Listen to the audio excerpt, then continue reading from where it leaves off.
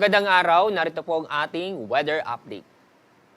Kasalukuyan po itong habagat o southwest monsoon ay patuloy pa rin magbibigay ng maulap na kalangitan na may mga kalat-kalat na pag-ulan at thunderstorm sa Ilocos Region, ganun din po sa Maya Cordillera, Bataan, Zambales, ganun din po sa may Pampanga, Tarlac, Bulacan, kasama na rin po ang Metro Manila, Calabarzon at Mimaropa. Samantala, ang nalabing pong bahagi ng Luzon, lalo na po itong silangang bahagi po ng Luzon, ninyo makikita, ay asahan po ngayong araw na magiging bahagyang maulap hanggang sa maulap ang papurin na may mga isolated na mga pag-ulan.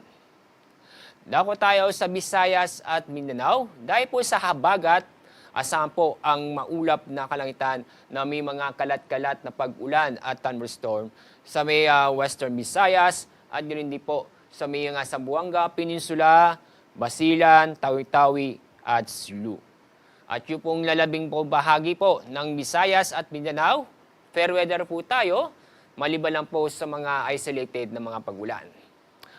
Paalala po sa mga kababayan po natin, mag-ingat po tayo dahil sa mga kalat-kalat na pag-ulan inaasahan po natin ngayong araw dahil may tsansa po na magdulot ng pagbaha o pagguho ng lupa. Hindi po, mag-ingat pa rin at lumayo pa tayo sa mga madaling tamaan ng kidlat dahil sa mga nabubuong thunderstorm, dulot po ng habagat.